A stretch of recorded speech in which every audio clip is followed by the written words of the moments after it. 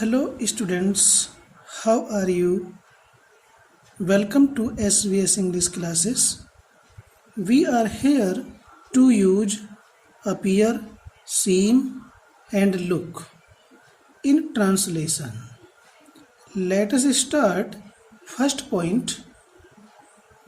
इन appear का, seem का, look का हम कैसे और किस प्रकार प्रयोग करेंगे, इस चीज को हमें फर्स्ट पॉइंट से देखना है।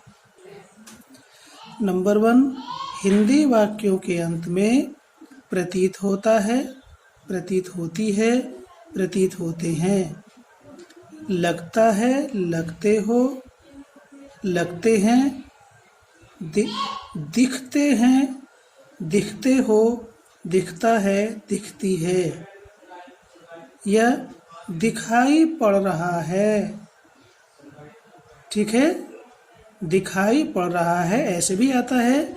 लग रहे हो, लग रहे हैं, लग रही है, प्रतीत हो रहे हैं, प्रतीत हो रही है, प्रतीत हो रहा है, दिखाई दे रहा है या दिखाई पड़ रहा है, दिखाई दे रही है, दिखाई पड़ रही है, दिखाई दे रहे हैं या दिखाई पड़ रहे हैं। इस प्रकार से ये प्रतीत होती है, प्रतीत होते हैं, लगता है, लगते हो, लगते हैं, दिखते हैं, दिखता है, दिखती है। तो प्रेजेंट इंडेफिनिट टेंस की पहचान है, लेकिन इसके आगे ये कंटिन्यूअस की पहचान आ रही है। ठीक है, जैसे शब्द आते हैं जिनसे कंटिन्यूअस टेंस की पहचान होती है। ठीक है, इनसे कंटिन्यूअस की पहचान हो रही है, लेकिन जो शुरू में लिखे हुए हैं इनसे तो इंडेफिनिट की ही हो रही है। लेकिन इन वर्ब्स का प्रयोग कंटिन्यूअस में न करके इंडेफिनिट टेंस में होता है, में किया जाता है। अब ध्यान देंगे थर्ड पॉइंट। अपीयर, सीम के बाद टू बी का प्रयोग किया जाता है। उसके बाद एडजेक्टिव या नाउन कम्प्लीमेंट का प्रयोग होता है। तो एडजेक्टिव कम्प्लीमेंट होगा या फिर नाउन कम्प्लीमेंट होगा, लेकिन उससे पहले टू बी का प्रयोग, अपीयर के बाद, सीम के बाद टू बी का प्रयोग होगा। लुक के बाद टू बी का प्रयोग नहीं होता है।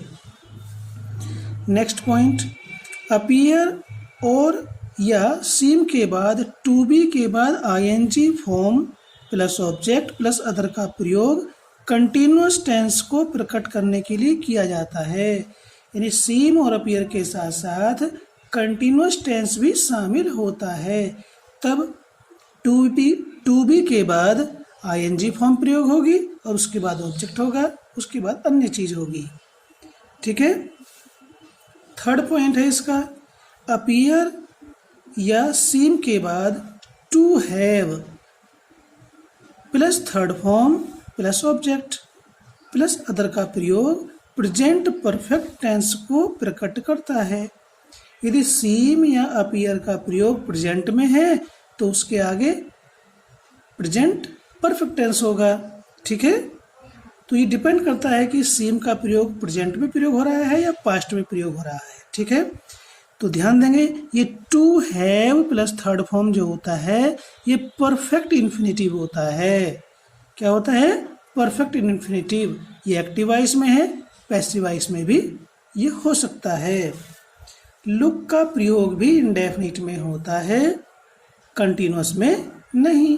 लेकिन इसके बाद टू बी और कुछ नहीं आता, या जैसा मैंने टू बी के बाद में ये आईएनजी फॉर्म का प्रयोग किया है, टू के बाद में है प्लस थर्ड फॉर्म का प्रयोग किया है, और टू बी ऐसे कुछ नहीं आता है लुक के बाद, सिवाय एडजेक्टिव या नाउन कम्प्लीमेंट के। ना टू बी आएगा ना टू है प्लस थर्ड फॉर्म आएगा। Let us see the examples. पहला सेंटेंस देखेंगे, यह बूढ़ा व्यक्ति गरीब प्रतीत होता है या प्रतीत हो रहा है। ये तो प्रेजेंट कंटिन्यूअस लग रहा है, लेकिन ये बनेगा प्रेजेंट इंडेफिनिट टेंस में, क्योंकि इस अंत में है आ रहा है। तो यह है बूढ़ा व्यक्ति, this old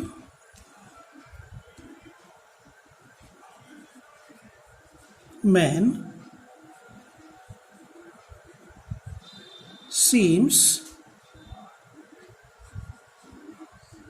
to be poor। ठीक है, हम इसको दूसरे तरीके से यदि कहें तो कैसे बोलेंगे? ऐसा प्रतीत होता है कि यह बूढ़ा व्यक्ति गरीब है। ये इस समय पर सिंपल सेंटेंस बना हुआ है। ठीक है, यदि हम इसका कॉम्प्लेक्स सेंटेंस बनाएं तो ध्यान देंगे ये इसमें पूरा क्या छिपा हुआ है? ऐसा प्रतीत होता है। तो ऐसा प्रतीत होता में क्या आएगा? इट सीम्स दैट, प्रेजेंट में है, दैट दिस ओल्ड मैन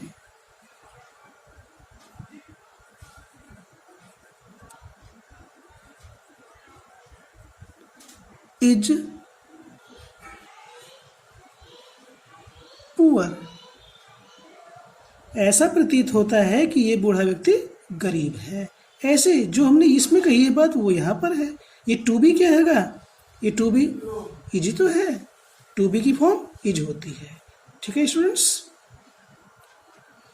क्या यह व्यक्ति बुद्धिमान प्रतीत हो रहा है या प्रतीत होता है? तो ये प्रेजेंट इंडिफिनिट टेंस का फर्स्ट टाइप इंटरोगेटिव है। तो यह व्यक्ति के साथ डज आएगा, सिंगुलर है, does this man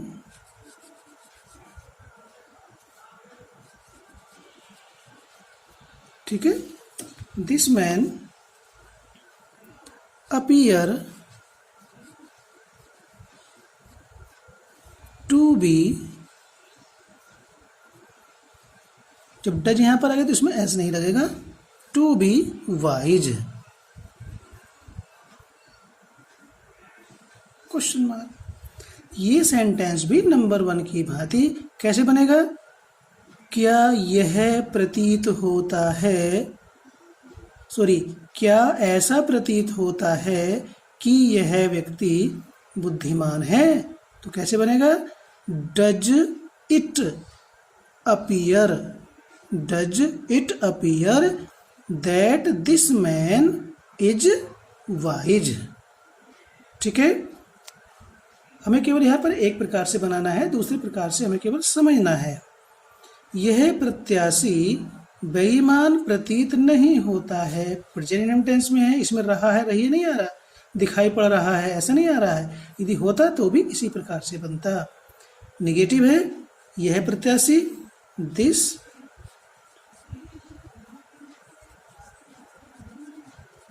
candidate. Present indefinite tense में कैंडिडेट सिंगुलर नंबर है, डज नॉट आएगा। Does not seem to be, बेईमान के लिए आता है डिसऑनेस्ट।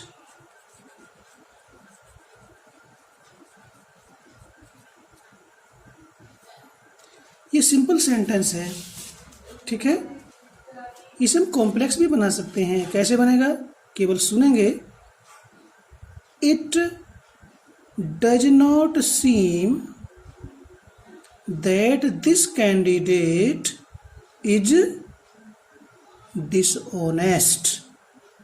ओके, तुम थके और निराश प्रतीत होते हो। तो देखिए एक बार फिर बताते हैं हम आपको, वीडियो नंबर 1 की भांति, तुम प्रतीत होते हो थके और निराश। तो यू अपीयर या सीम में से कोई सभी एक प्रयोग करेंगे। प्रेजेंट इंडिफिनिट टेंस में यू के साथ फर्स्ट फॉर्म आती है टू बी, थके हुए टायर्ड। तो ऐसे एक बार यहां पर आएंगे, देखिए टू बी के बाद क्या आ रहा है? ये एडजेक्टिव आ रहा है, कंप्लीमेंट है ये। यहाँ टू बी के बाद डिसऑनेस्ट आ रहा है, ये भी एडजेक्टिव है और कंप्लीमेंट के रूप में आ रहा है। यहाँ टू बी के बाद में ये कंप्लीमेंट जो आ रहा है ये मेन वर्ब की थर्ड फॉर्म है जिसे हम पास्ट पार्टिसिपल कहते हैं। और पास्ट पार्टिसिपल का जो है वो एडजेक्टिव का कार्य करता है। To be tired and disappointed.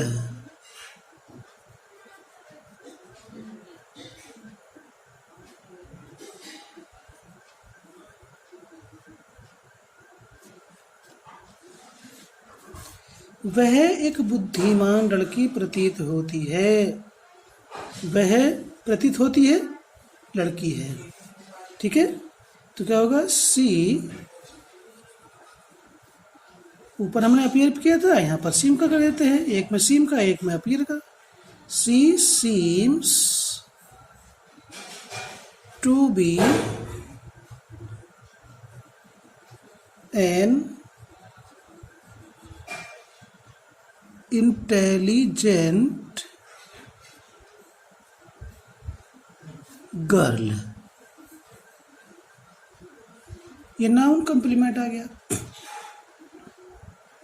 It seems that she is an intelligent girl, ऐसे भी इसको बना सकते हैं। नेक्स्ट है, वह एक अच्छा अभिनेता क्यों नहीं प्रतीत हो रहा था। पास्ट कंटिन्यूस में है, इंटरोगेटिव नेगेटिव है, बनेगा पास्ट इंडेफिनिट में। पास्ट इंडेफिनिट का रूल लागू होगा। वाई पास्ट इंडेफिनिट में यहाँ पर डिड आएगा, वाई डिड ही नॉट, इसमें सीम क्या था, इसमें अपीयर कर देते हैं, appear. Why did he not appear to be a good, अभिनेता के लिए आता है एक्टर।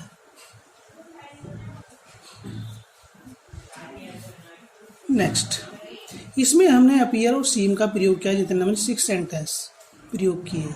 सीम और अपीयर के बाद में टू बी का प्रयोग किया। अब आता है यहाँ पर नेक्स्ट, खिलाड़ी थका लगता है। लगता है, ठीक है, तो क्या आएगा, द प्लेयर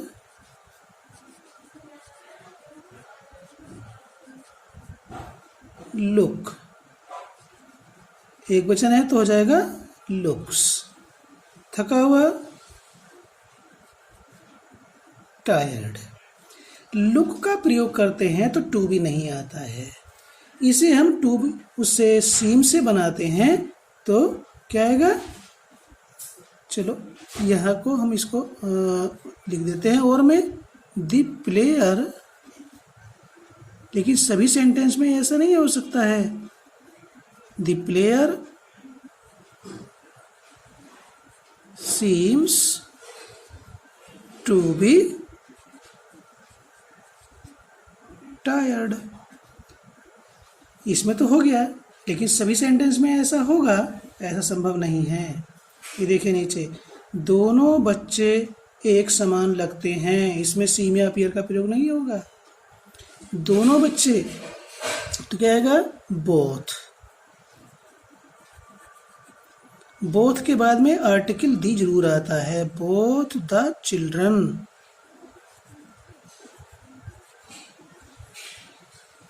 दोनों बच्चे समान लगते हैं, लुक।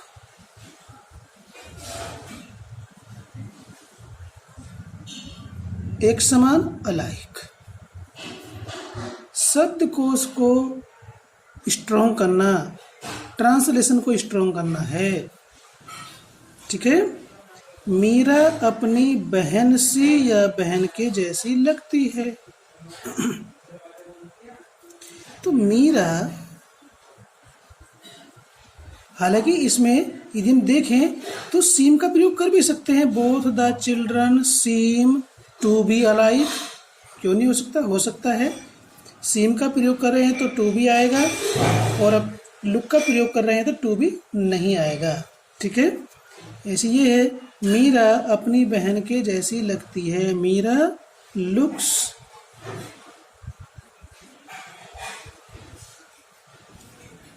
जस्ट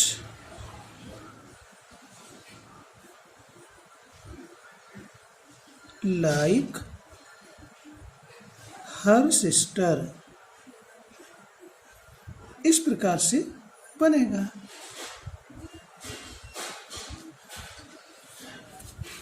यह चित्र सुंदर लगता है। तो दिस पिक्चर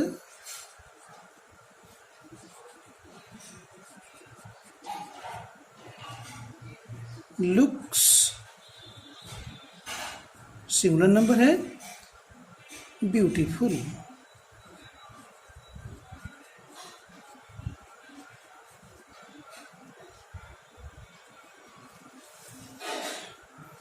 राजू एक अच्छा लड़का दिखाई पड़ता है। तो हमारा प्रयास ये रहता है कि आपको सभी प्रकार से सेंटेंस एक्सप्लेन किए जाए ताकि आपको कोई मिसअंडरस्टैंडिंग या कंफ्यूजन ना हो या प्रॉब्लम ना हो। तो Raju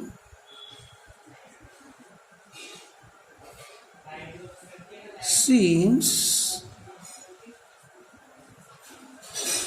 to be a good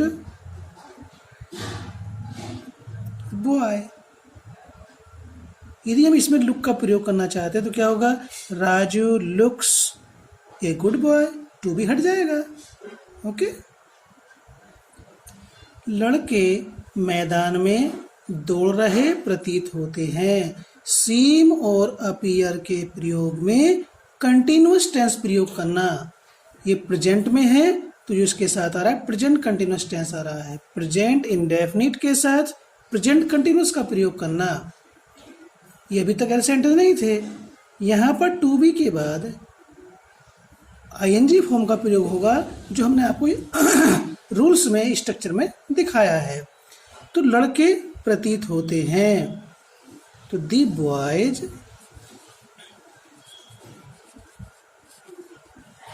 seam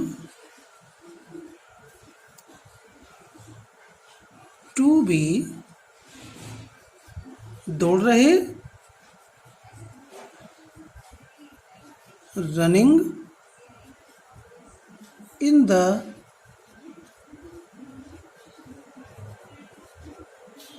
field. इस टेंस में सीम और अपीयर का प्रयोग कंटिन्यूस में नहीं हो रहा, वो तो इंडेफिनिट में ही है, लेकिन इसके साथ साथ प्रेजेंट कंटिन्यूस टेंस भी इसमें प्रयोग हो रहा है। दौड़ रहे आईएनजी फॉर्म आ रही है। तो इसका किस तरह से इसका अर्थ है, ये इस प्रकार से भी हम कहेंगे, ऐसा प्रतीत होता है कि लड़के मैदान में दौड़ रहे हैं। मैं एक सेंटेंस यहाँ को लिख देता हूँ ताकि दूसरों का भी आपको ध्यान रहेगा। हालांकि मैंने आगे इसको एक्सप्लेन किया है। ऐसा प्रतीत होता है कि लड़के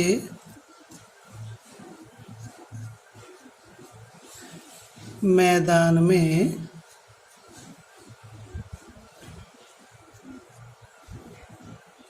दौड़ रहे हैं।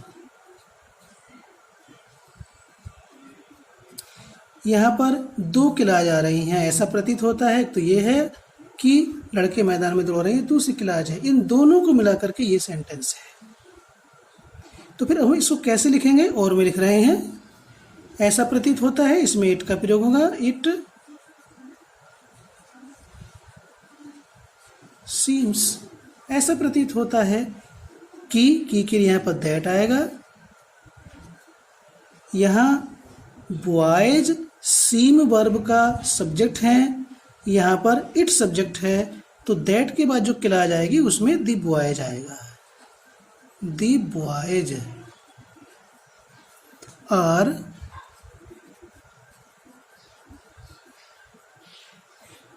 रनिंग इन द किस प्रकार से है सेंटेंस?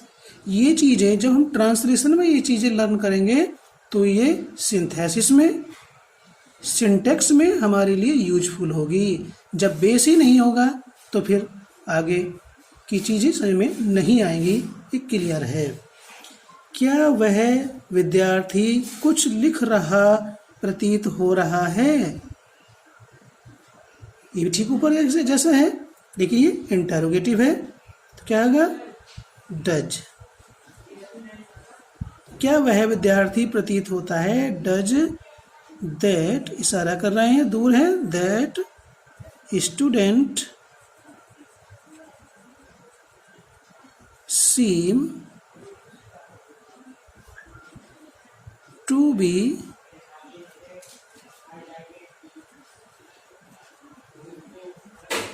Writing something. इसलिए मैं ये यहाँ को पास में लिखना पड़ा क्योंकि मैं इसका एक दूसरा सेंटेंस बनाने वाला हूँ। और मैं क्या ऐसा लगता है कि वह विद्यार्थी कुछ लिख रहा है? तो क्या होगा? क्या ऐसा लगता है? डज इट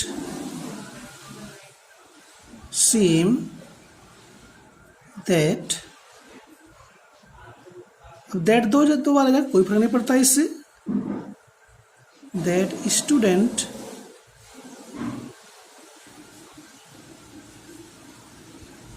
इज, यहाँ प्रेजेंट में है तो ये प्रेजेंट में आएगा।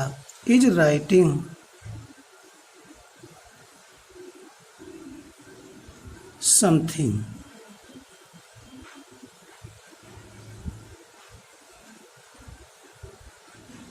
Question mark. यहाँ एनीथिंग क्यों नहीं आएगा? क्योंकि ये सेंटेंस जो इतना वाला है, ये क्लास जो आ रहा है ये अफर्मेटिव में है, असर्टिव में है। जो इंटरोगेटिव है वो इतना पार्ट है।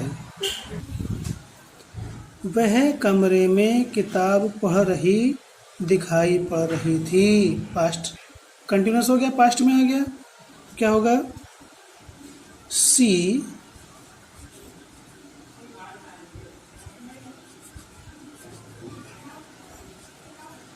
appeared, past tense में आ गया। To be reading the book, या ए बुक कर दीजिए, पता नहीं कौन सी बुक पढ़ रही थी।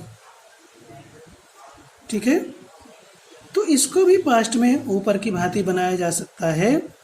It seemed that she was. अब देखिए जब लिख देते हैं, क्योंकि ऊपर हमने किया है, यहाँ प्रेजेंट था तो यहाँ भी प्रेजेंट आया। अब यहाँ पास्ट अपीयर वर्ब का प्रयोग पास्ट में हो रहा है, तो ये जो आगे हमारा कंटिन्यूस आ रहा है ये भी पास्ट में होगा।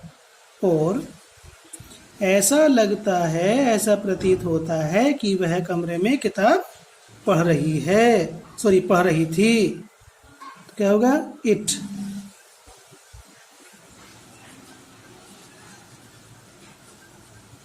appeared that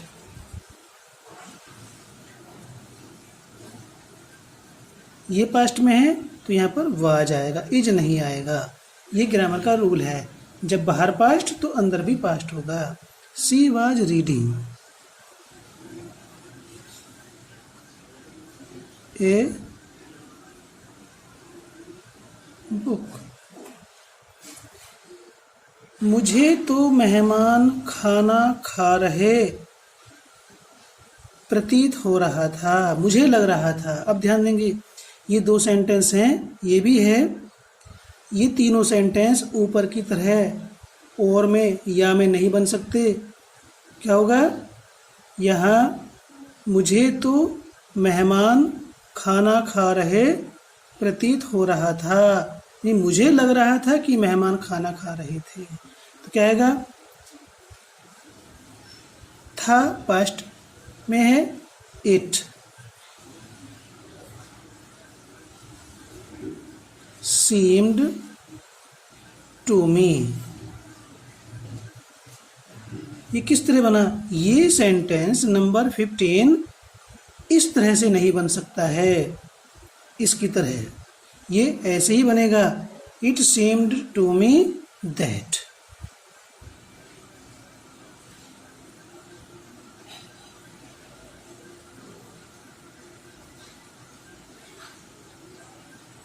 the guest,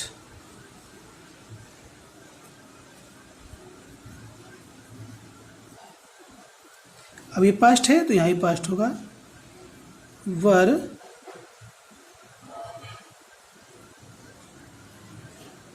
taking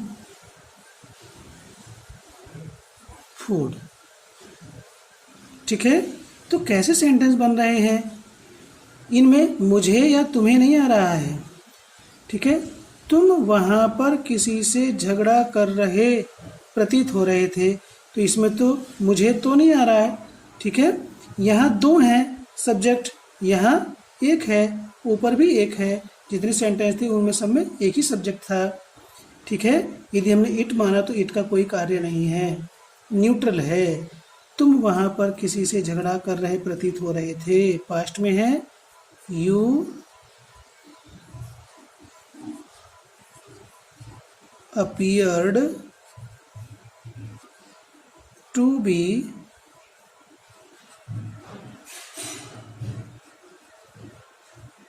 quarreling with किसी से someone। तो ये इस प्रकार से बन जाएगा, यह प्रतीत होता था कि तुम किसी से झगड़ा कर रहे थे। चलो और में लिख देते हैं, इट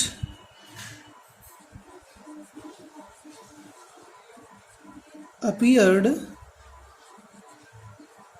that you, अभी पास्ट में है तो अंदर पास्ट आएगा, you were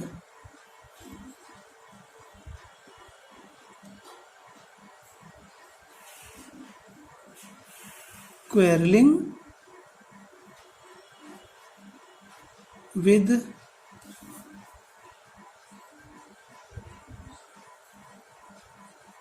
someone। नेक्स्ट है, मुझे तो वह आंगन साफ करता हुआ नहीं दिखाई देता है, प्रेजेंट में आ गया। क्या होता है, मुझे तो नहीं दिखाई देता है, तो क्या आएगा, it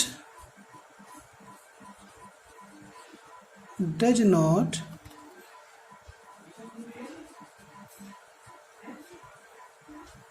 seem to me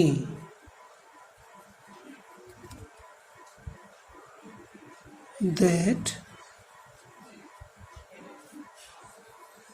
he is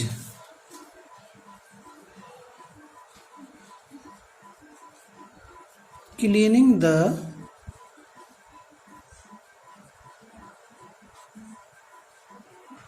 courtyard, आंगन। अब देखिए, इसके बाद हमने सीम और अपीयर के बाद जो है, या सीम और अपीयर के प्रयोग में कंटिन्यूअस टेंस प्रयोग किया। ठीक है, अब सीम और अपीयर के प्रयोग में परफेक्ट टेंस भी आता है, जिसमें परफेक्ट इन्फिनिटिव प्रयोग किया जाता है, टू है प्लस थर्ड फॉर्म। गोपाल अपना कार्य पूर्ण कर चुका प्रतीत हो रहा है, चुका कर चुका आ रहा है, देखो इसमें पूर्ण कर चुका परफेक्ट टेंस है तो प्रेजेंट परफेक्ट टेंस हो गया, था होता तो पास्ट परफेक्ट होता। तो क्या होता, गोपाल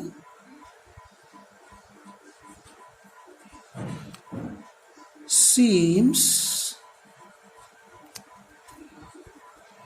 टू बी नहीं आने का, टू बी के बाद आईएनजी फॉर्म नहीं आने की, टू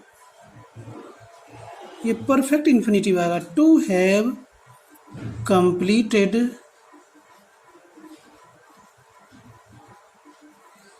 हिज वर्क।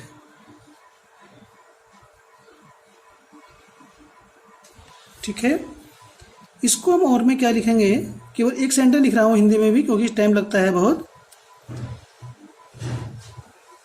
ऐसा लगता है कि गोपाल अपना कार्य पूर्ण कर चुका है। बस हमने इस ऊपर के सेंटेंस को ऐसे लिखा है, दोनों का मीनिंग एक है, बस लिखने का ढंग बदल जाता है। तो अब क्या होगा, जैसे हमने पहले ही बताया था, इट seems that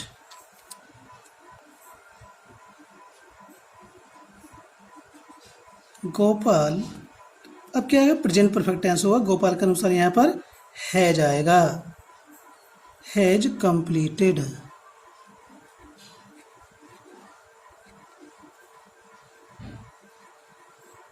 हिज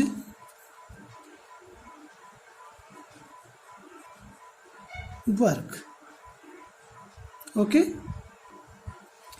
क्या तुम्हें मोहन कविता याद कर चुका लगता है? प्रेजेंट में है, डज फर्स्ट टाइप इंटरोगेटिव है। क्या तुम्हें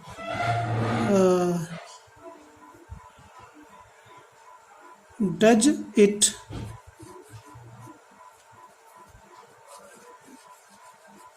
seem to you, क्या तुम्हें लगता है कि that Mohan has learnt the poem? Question mark. ठीक है, यस। क्या तुम्हें मोहन कविता याद कर चुका लगता है, तो हमने बनाया ये, क्या तुम्हें ऐसा लगता है कि मोहन कविता याद कर चुका है। तो क्या ऐसा लगता है, ये तो हमने इसका दूसरे तरीके से बना दिया, लेकिन जो इसका सही प्रकार से बनेगा क्या होगा, डज।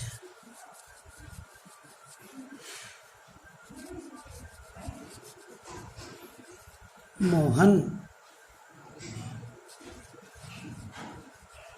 seem to you, ठीक है, to have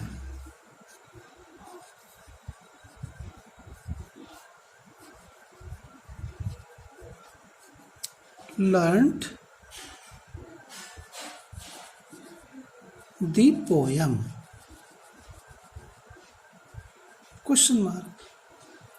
दोनों ही सेंटेंस, ये सेंटेंस तो इसके अनुवाद में है, ये हमने क्या आपको ऐसा लगता है, क्या तुम्हें ऐसा लगता है कि, ये उस सेंस में है।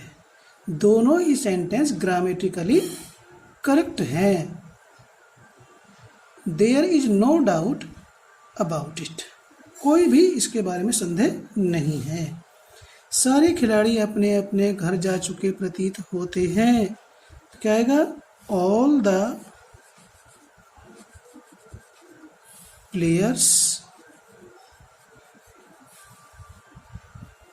प्रतीत होते हैं, appear perfect infinitive, to have gone to, अपने अपने दो बार आ रहा है, केवल एक शब्द आएगा। अंग्रेजी में ऐसे दो बार प्रयोग नहीं होता है। टू देयर हाउसेज, ये ऐसे ही बन सकता है, इट सीम्स, ऐसा लगता है, ऐसा प्रतीत होता है कि सारे खिलाड़ी अपने अपने घर जा चुके हैं। तो समय का अभाव है, काफ़ी लंबी हो जाएगी वीडियो, अभी भी काफ़ी लंबी होने वाली है। गिलहरी अपना भोजन एकत्र कर चुकी लग रही थी, ऐसा लग रहा था कि गिलहरी ने अपना भोजन एकत्र कर लिया था। तो क्या होगा, द स्क्विरल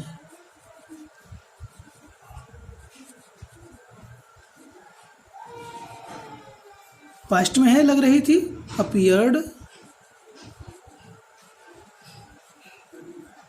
अब ऐसी जगह पर लुक का प्रयोग नहीं होने का, जहाँ पर प्रेजेंट कंटिन्यूस भी आ रहा हो, यानी कंटिन्यूस आ रहा हो और परफेक्ट आ रहा हो, तो इनमें लुक का प्रयोग नहीं होने का, सी में अपीयर का ही होगा। द स्क्विरल अपीयर्ड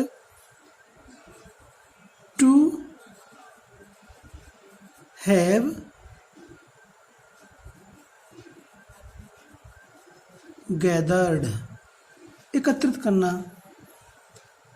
अब स्क्विरल के लिए अपने की अंग्रेजी इट्स आएगी, इट्स फूड, ठीक है। इट्स से भी बना सकते हैं, इट से बनेगा तो फिर दैट कंजक्शन का प्रयोग किया जाएगा। चलो लिख देते हैं, आपको ध्यान रहेगा, वीडियो तो लंबी होने ही वाली है। It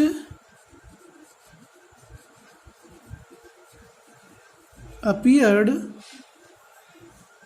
that the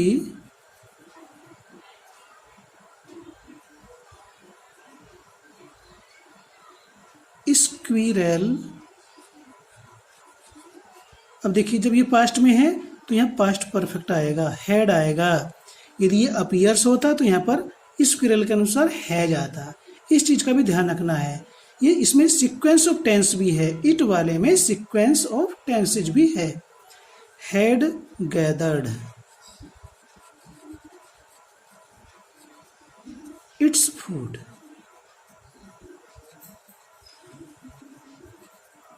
okay, next है, क्या आपको लगता है, देखिए इन सेंटेंस में इट्स ही बनेगा क्योंकि हमने लिखा ही इसी फॉर्म में है, हम आपको ऊपर ही बता चुके हैं, लिखा भी है हमने। क्या आपको लगता है कि मजदूरों ने सड़क बना दी होगी या बना चुके होंगे? फ्यूचर परफेक्ट टेंस आ गया। तो क्या आपको लगता है, तो क्या होगा? Does it seem to you, क्या उसे लगता है? Does it seem to him, क्या तुम्हें लगता है? Does it seem to you, क्या मुझे लगता है? Does it seem to me, क्या हमें लगता है? Does it seem to us. Okay, अब कंजक्शन दैट आ जाएगा। That the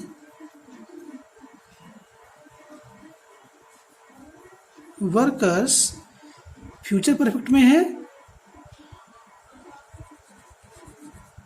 will have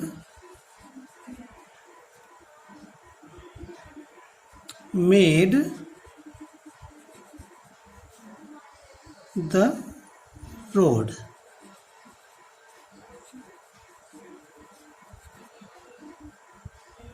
question mark. Next, ऐसा लगता है कि इन विद्यार्थियों को दंड दिया गया है। देखिए पैसिव वॉइस में है, कहाँ किस वॉइस में आ जाएगा? या गया है, प्रेजेंट परफेक्ट टेंस की पैसिव वॉइस है, कहाँ किस वॉइस में आएगा ये जानकारी नहीं होती है। वॉइस की जानकारी करना और उसके अनुसार उसका ट्रांसलेशन करना, ये हमारे नॉलेज पर डिपेंड करता है। ऐसा लगता है, इट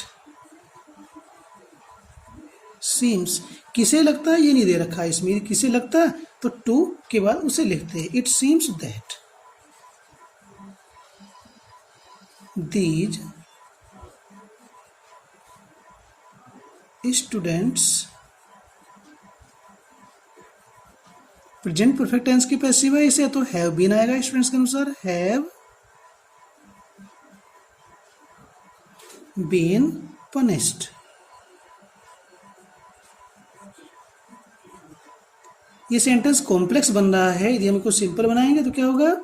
इन विद्यार्थियों को दंड दिया गया प्रतीत होता है, लगता है।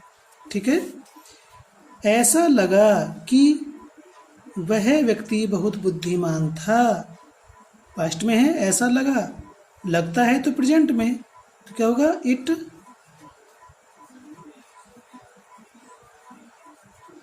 seemed that, वह व्यक्ति, that the, क्योंकि ये दी भी डिमॉन्स्ट्रेटिव एडजेक्टिव का कार्य करता है, ठीक है। that the man was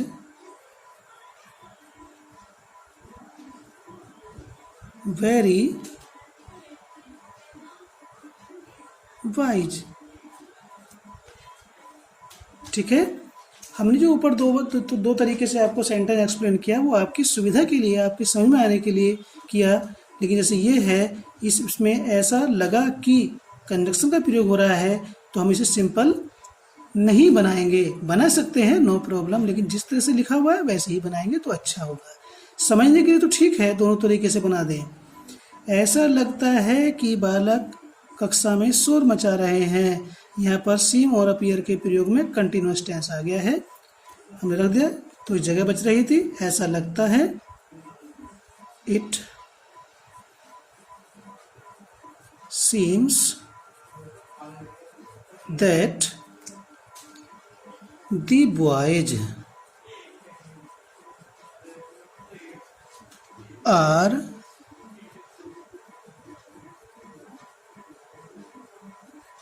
making a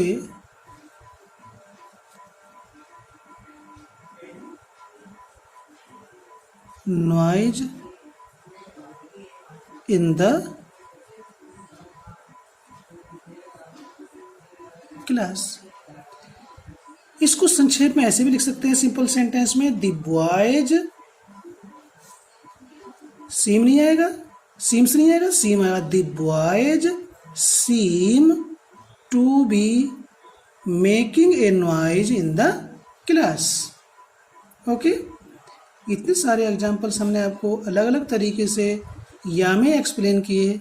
आशा की जाती है कि आपकी समझ में आ गया होगा, और यदि थोड़ा बहुत रह गया है तो इसको पुनः स्टडी करें, वीडियो को बार बार देखें तो क्लियर हो जाएगा।